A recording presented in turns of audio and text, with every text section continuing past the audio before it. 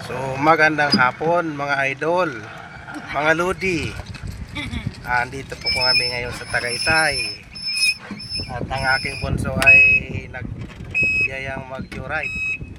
Dala nga pala namin yung aming BMW na sports car.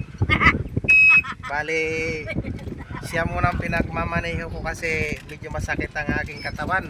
Gawa ng nakalipas na New Year. So tingnan nyo siya guys kung paano siya magmaneho.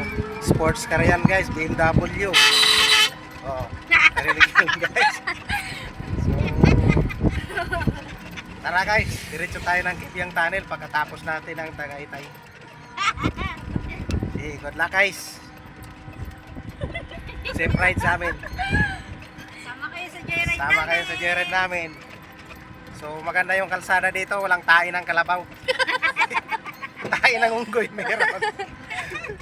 So sige guys.